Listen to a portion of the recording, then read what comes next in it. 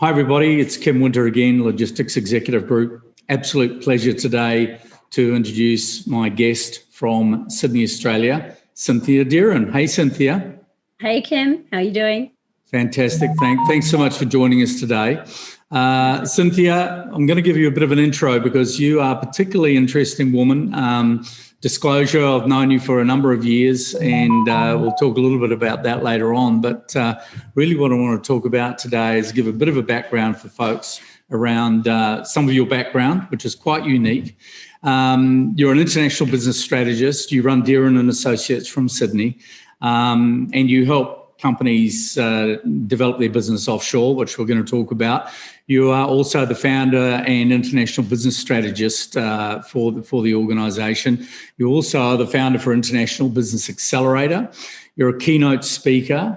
You're an author, and I want to talk about the books. But your history leading up to your current consulting business is really interesting. You worked with the Australian and other governments in various parts of the world, including Egypt, the Middle East, UAE, Iraq, where I believe you worked in the Prime Minister's office.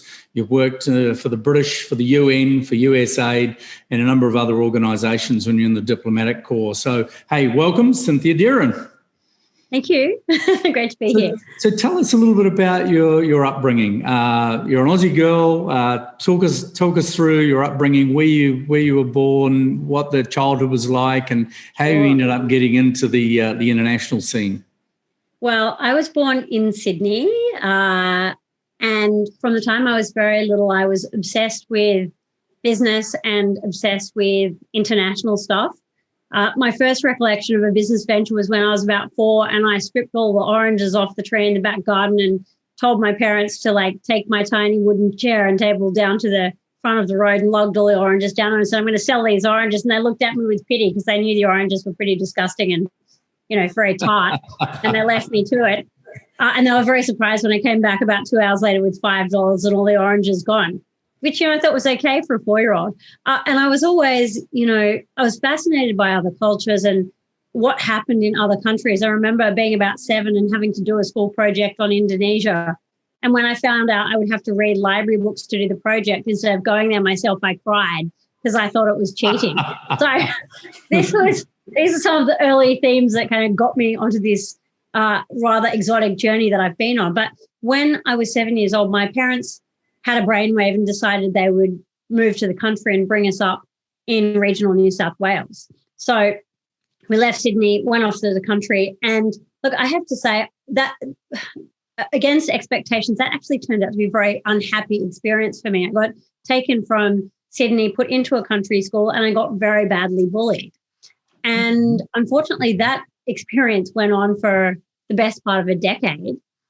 And somewhere along the way, I lost sight of this desire that I'd had and this curiosity about other places and business and helping people. And when I'd been younger, I was always doing projects, raising money for World Vision, doing the 40-hour famine, running a fete in my backyard with clothesline rides and bringing all these things I was interested in together. And when all this bullying happened, I kind of lost sight of that. And I think I kind of turned into a bit of a brat because I started to do things to prove how smart I was. And to kind of say, well, look, even if you don't like me, people at school, I'm better than you and I'll show you how smart I am. And so for a long time, my focus really turned inwards. But in amongst all that, my family actually took me traveling when I was 12. They pulled me out of school for a few months. We went to Singapore. We then went off to Russia and spent some time in Moscow. And on the way, we went through India and through the Ukraine, and we wound up in London and spent a few months there. And that experience, I think, really, it sort of blew my mind. As a 12-year-old who'd never left the country before, to suddenly see all these cultures, and it really solidified that interest that I had. And so from then on, when people started to ask me, as they do, once you get into high school, so what are you going to do when you grow up? I would say, well, I'm going to be in the diplomatic corps. And to be honest, I really had no clue what it entailed at that point in time, but I thought it sounded good anyway. It did, got people off my case when they wanted to know, what I was going to be. But it's very strange. I think, I do believe that when you put things out there, they often have a way of manifesting themselves in the future. So I got to the end of high school. I did pretty well. I did I decided I'd do a law degree because I thought, well, I'm going to go into the diplomatic corps and I know that a law degree will help me to get there. So did that, graduated with honours, applied for the Department of Foreign Affairs and Trade, and surprisingly got in. So I became a graduate trainee with DFAT in 2001. And I went to DFAT with Japanese and with French. Those were the two languages that I'd picked up because, I was still interested in international stuff. As you do.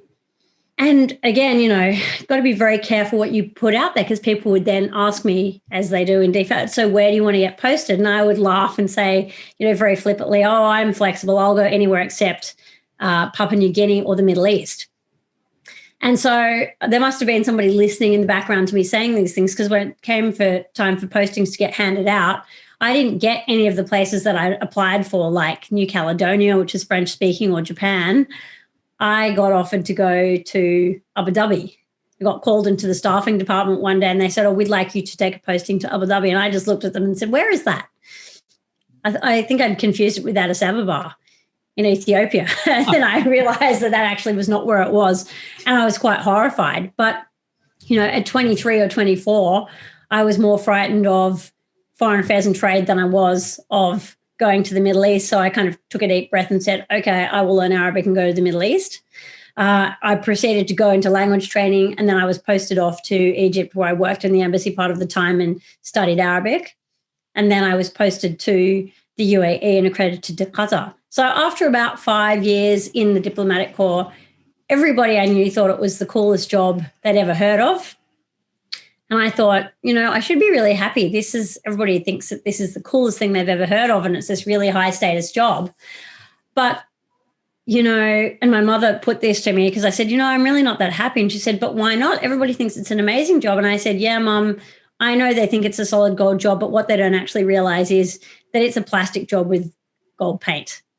And what I meant by that was I felt like I was working with people who did not share my values. I didn't feel that I was doing work that was meaningful. I couldn't see how I was going to make a difference to people in a time frame that I thought was reasonable. And I thought, I just feel really unhappy going to work and spending time every day and feeling as though it doesn't really, touch the site. So 2005, I went off and did a Master of Middle East Politics in London.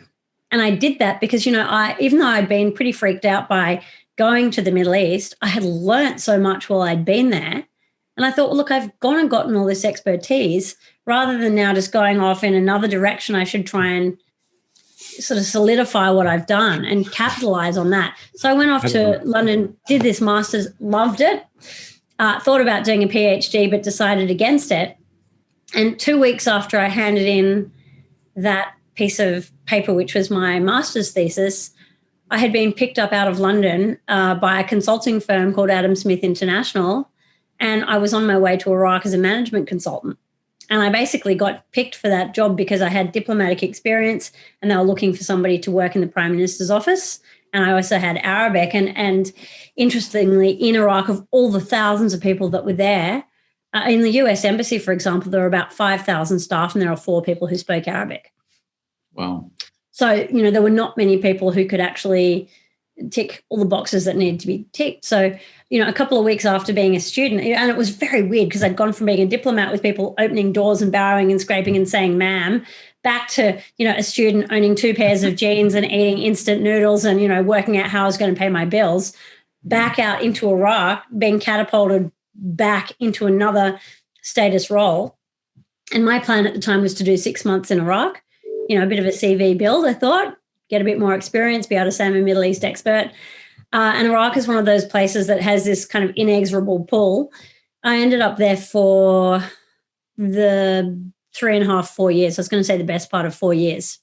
And so, as I was saying to you earlier, Kim, it was sort of a portfolio experience because when you go there and you work on a consulting project, you're usually attached to a consulting firm and your client is an agency.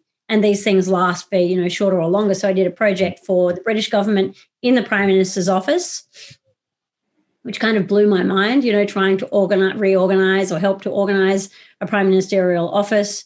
Then just as I think I'd left off that project and I'd been back in Australia for about a week.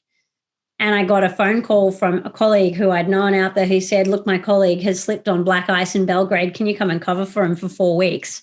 I need to do a UN project. And I went, oh, okay. So I hopped on a plane and went back, did that project. And then by the time that was done, I'd been picked up on another project with USAID, where I was working on to help with the program management for a rollout of what is called an financial management system. So, basically to take all the financial information, take it from legacy paper records and turn it into an online, kind of ERP, which I'm trying to roll out.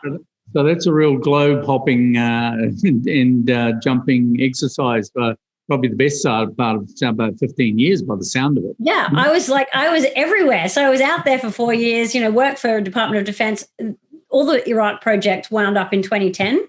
And at that point, I had the opportunity to go off to Afghanistan. But to be honest, I was so homesick. I'd been away 12 years. Oh, because I didn't mention, I'd also been in university in France before I'd started going overseas. So basically 1998 to 2010, I was mostly away. And by 2010, when anybody said, so, hey, let's go somewhere else, or where do you want to go next? Or what about moving to Afghanistan? Tears would just well up in my eyes. And I thought, this is probably a sign that I need to stop going around the world, and I just need to go home for a while and, just have a bit of time at home. So you ended up back in the land of Oz, and I just wanted you to give us a quick snapshot. You wrote a book, which I've read the most of, and thank you for sending that to me a number of years ago, called Camels, Sheikhs and Billionaires. Yes. So the title alone, have you got a copy handy somewhere? I have got a copy. Because I know it's in about the 5th edition. It's a very popular book.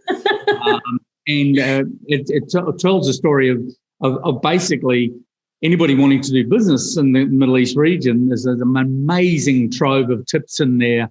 It's a real almanac of ideas and concepts and facts to help people do business. Now, I believe you're doing a new edition, or you're writing a new book. Well, Camel, Sheikhs and Billionaires came out in 2015. So I realized with horror that that's 6 years ago. And look, although the basics of doing business in the Middle East are pretty much the same, the landscape has shifted. So if you look in the book now, it still references things like the global financial crisis, which is about a century ago in most people's memory. There's no mention of COVID. So, it's 2021. I feel like I could probably go up and update that now, although, it's still perfectly usable, but you can tell it was written a little while ago. The new book, though, is completely different. It has nothing to do with the Middle East at all. It's called Business Beyond Borders, How to Take Your Company Global. Wow. I'll put it up a bit closer so you can see. And this is really, the first book is a how-to. This one is also a how-to, but it's much more general insofar as it is about how you scale a company internationally. And I've written that book because that is really, although I still do Middle Eastern work now, the focus of what the company does these days is all around scaling a company international. And I wanted to create something that a CEO or a founder could pick up and read. Well, I know there are not too many international plane rides going on right at the moment, but it's supposed to be about the length that you can read, for example, on a flight from Sydney to Singapore. Okay. Or Dubai to London. And so it goes over in, at a fairly high level, because there's an awful lot to cover. It goes through everything from why would you go global, through the different steps of how you do it, and, thinking about what your vision for the company is and then turning that into an actual plan, looking at how you choose the right market, how you staff it, what you need to know about the different cultural aspects of working overseas, how you create an international budget. If you're selling goods, how you get the stuff there. And look, I also wrote it because I have to say, as I looked around the field of international business books, I couldn't find something that I felt encapsulated everything that people needed to know in a clear and coherent way. And I wanted to really fill up that hole. Well, I know your style, and people by now will have understood that you're a human dynamo just by your demeanour. So from my perspective, absolute free plug here, because I know you add a lot of humour and go down rabbit holes inside the books as well. So by all means, absolute plug for people to line up for. Still, I think the Camel Sheikhs and Billionaires is a great book to read, and a lot of interest there from people who are doing business or wanting to do business up here. And the new book, no doubt, when it comes out, I want to talk to you again, get a plug out for that, because I know that will be a lot of assistance, not just for Australian companies, for any company wanting to do business around the world and crossing borders. Hey, I was going to say, if people want an e-copy of Camel Sheikhs, it's on Amazon.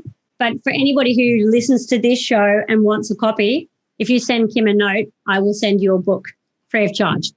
Easy. People can always drop me a comment on this on LinkedIn, and we'll send them straight over to you. Hey, tell us a little bit about then Dearin and Associates, because this is your baby. You've set this business up. You advise some of Australia's largest organisations, public and private. You've advised hundreds of companies and helped them in their endeavours, not only in the near areas in the region of APAC, and India, but also clearly with your experience in the Middle East and beyond. So give us just a couple of tips about what you're doing now, how you're helping companies, and where the demands are for organisations, and especially if we can segue into, after that, what companies are looking to do in Australia with the ruckus going on with China at the moment. Yeah. So look, Australia isn't getting as much export into China at the moment as it used to. So it has slowed down a little bit. Look, the demand in that space has definitely come off, just because people are very nervous about the politics of doing business there, and they're not sure that they're going to be able to get their stuff in. And look, what I would say on that is it really depends. There are sectors where I would kind of be raising my eyebrows if you said that you're going to start exporting there right now. So if you're in the luxury wine space, I'd be directing you to look elsewhere, because do you really want people to have to pay a 300% tariff on your bottle of wine? Probably not. But there are other sectors, and I have got clients that, for example, have distributors in China who they have a fantastic relationship with. And if you speak to them, they'll say, look, our business really hasn't been disrupted at all. So I think, it's very much who you know and how well set up you already are in that particular space as to whether China's a market you should look at right now.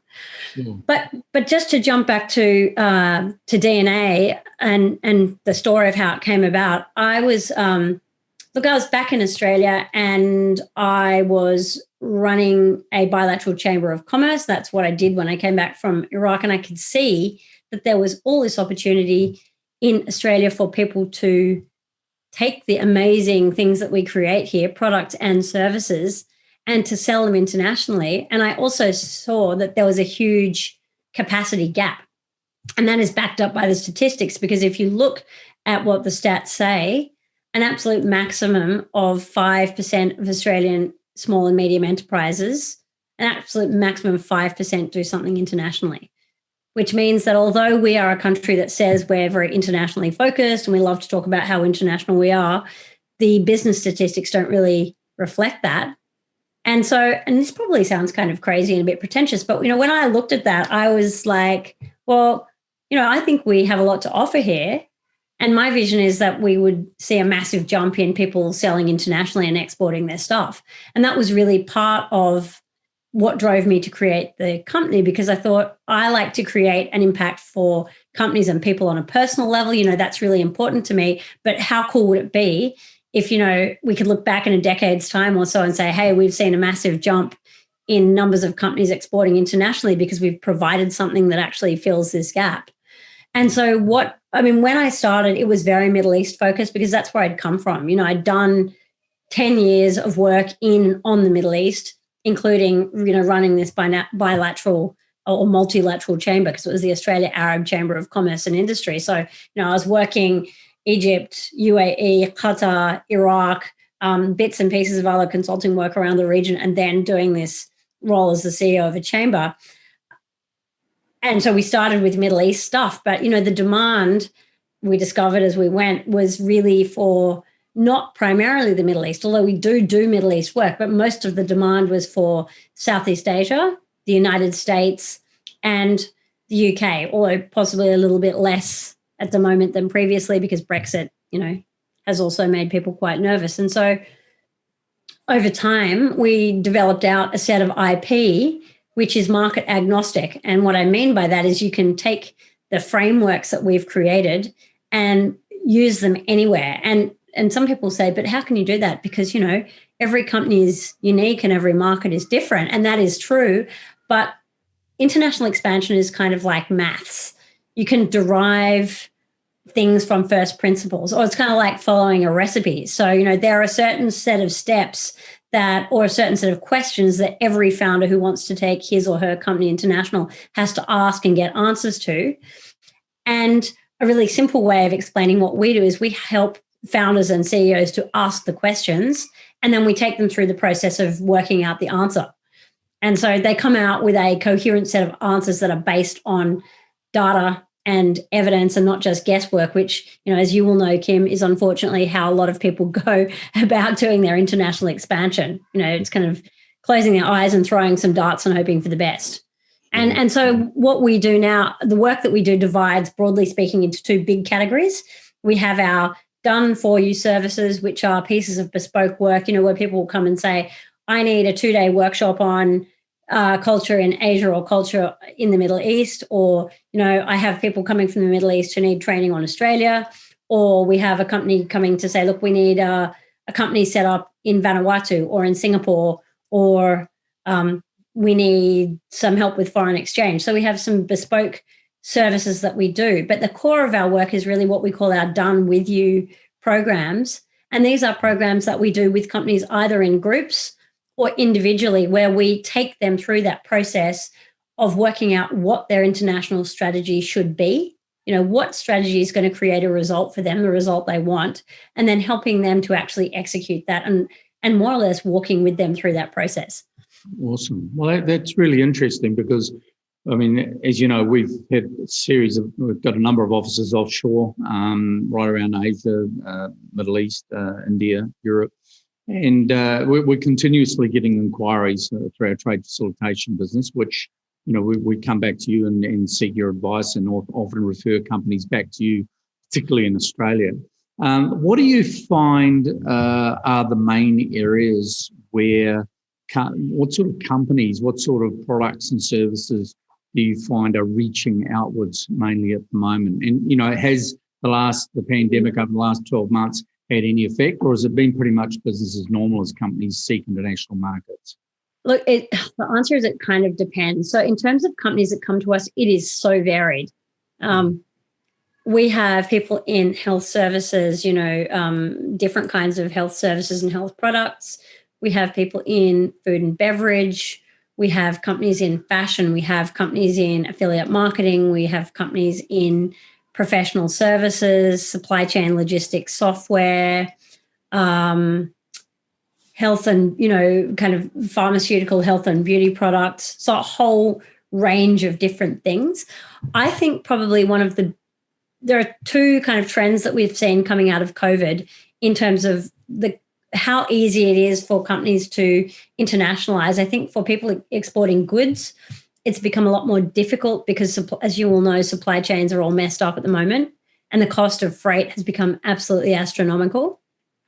But I think for companies that deliver services, we've really seen the opposite. 12 months ago, pretty much to the day, the vast majority of people were panicking because they suddenly discovered they were going to have to work remotely.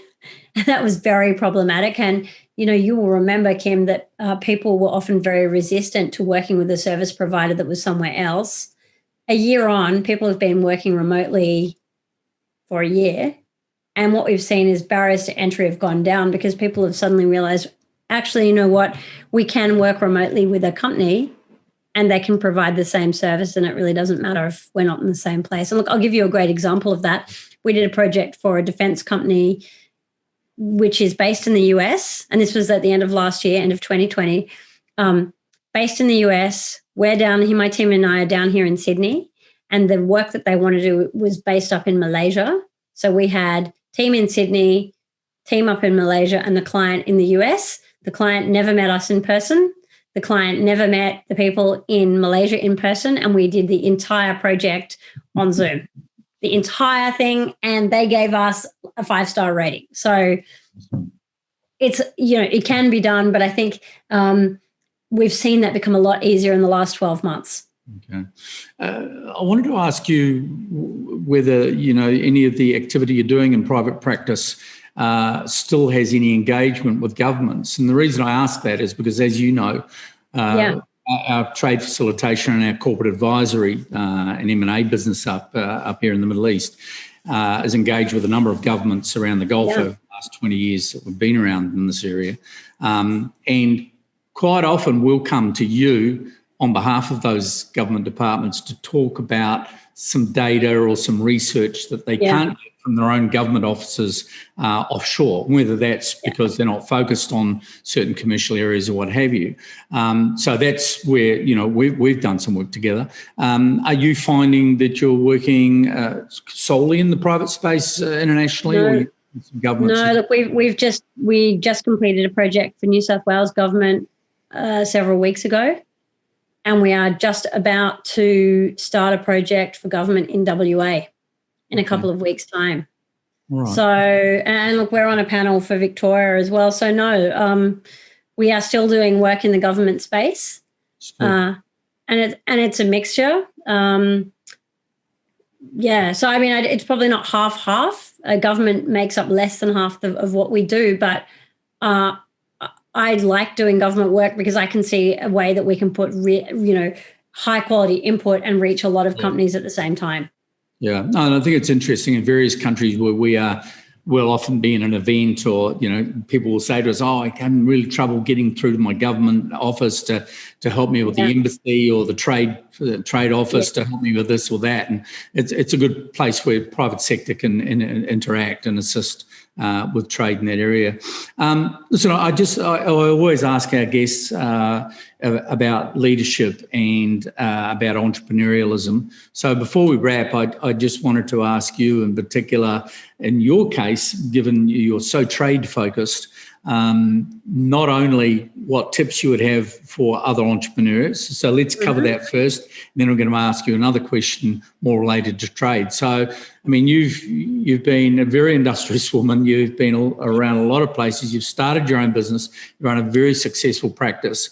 Any tips for entrepreneurs, whether they be Australia, whether they be elsewhere, whether they be involved in trade or supply chain or anything else? One or two tips from somebody who's been there and been through the trenches and got your hands dirty, what would they be? So I would say get your vision and your strategy sorted out first. So, if you don't have a North Star, if you don't know your destination, you will never know if you've arrived or not. So I think that is really important that you set your direction and your plan at the start. You'll have to adjust it as you go, but it's great to have something you're shooting for. Do your research. Whenever you are starting something new, whether it's going into a new product area or a new international geography, do not just go on gut feel and things you've heard other people say and make ad hoc decisions. Get in there, roll your sleeves up and do the research. It's not sexy. It can occasionally be not that much fun, but it's really, really important, and it gives you the data and the evidence that you need to make quality decisions. And thirdly, be patient. Rome wasn't built in a day, and it will probably take you way longer than you think. Okay. Specifically, and no doubt you've been to Rome, right? Actually, I have been to other places in Italy, but I have not yet been to Rome. It is on the list for the post-COVID world. Okay, awesome. So on the other flip siding is, would your advice to people, entrepreneurs, owners of businesses or corporates wanting to cross borders and go international with their business, would the advice be the same, or would you have any difference in there for people wanting to trade outside their own borders? Look, generally speaking, those 3 points hold good. So I think, vision and direction is really important. Research is really important, even more so because you usually don't know the place you want to go to that well. And patience is really important because it's going to take even longer in a new market to get set up because people don't know you, and you have to win their trust and you have to become credible, and that takes time. I think the thing I would add is get help on the ground wherever you can. If you can find somebody who knows the market that you want to go into and you can work with them and have them advise you, and you actually take their advice, you are going to save yourself a lot of pain, and you will avoid a lot of rookie mistakes that you might otherwise make just because you don't understand how things work in that place. And no doubt avoiding tears and a loss of valuable cash along the way. And time and opportunity. Stuff. So final question from my own behalf as a headhunter as well as our other hats that we wear. Always interested to know what it is you look for. I mean, you've got a very dynamic team. I've met a few of them from time to time. You must have a real focus around who you hire because they're all very, very entrepreneurial, very high energy like yourself. What are the things you look for when you're hiring people coming into your organisation? Look, it's mainly, can they do the job? Will they do the job? And are they going to fit with our culture? And I always take the view that energy and attitude are the two most important things, because you can always fill up gaps in people's knowledge. You know, you can train people, you can have them watch videos, you can have them sit in with you, you can send them off to read stuff. You know, we all acquire expertise as we go, but you can't alter somebody's bad attitude easily, or somebody's not sharing the values that you know, if people don't share your values, it's very hard to alter that. So I think I look for the type of person first and the technical competency, but most importantly, you know, are they going to fit with our team? Because, you know, I don't know if I've told you this, Kim, but we kind of have a no asshole rule. So that's for clients and for team. And we only, you know, life is too short to work with people who don't get on with the team and make it great. So when we hire, we get everybody in the team to talk to the person we're hiring, and we make sure that that person's going to be a fit and that they understand, you know, how we like to work and play, and that they're just going to get in there and contribute and do their best. And if they can't, you know, if they can't keep their agreement for whatever reason, they're just going to let us know. So it's all very kind of transparent and open and hard charging, I guess. And we look for people who share those kind of values. None of that surprises me. And I suppose that that philosophy and that culture emphasis resonates and is very similar to my beloved All Blacks, rugby All Blacks in New Zealand, where they have a no idiots policy and to get into that, to exist in that team. So I think it makes a team happy place to work, right? And that's what you want if you're running a business. Yeah, we're not here for a long time, so we might as well have a good time. And while we're working 24 hours a day. Hey, Cynthia Dearin, you know, keynote speaker, practice leader, author, entrepreneur, international woman of intrigue. Thanks so much, thanks so much for giving up your time today. And I know you've got a busy night ahead of you. You've got other meetings lined up this evening. So thanks so much for joining us. Really appreciate the input. Well, I want to hear about it when the next book comes out, and we'd love to get you back and have a chat about that book in particular. Absolutely. Thanks for having me on the show. Thanks, Cynthia. And to our audience, I hope Cynthia's been able to share some insight for you on international trade and business across borders. Obviously, we're thankful again to all of the first responders, to everybody involved in keeping us safe, and the vaccinations now going out there, to all the health and wellness workers. Thank you. Deep respect for everything that you do around the world. Please stay safe, keep distance, wear a mask, wash your hands. Peace to everybody. Thanks, Cynthia.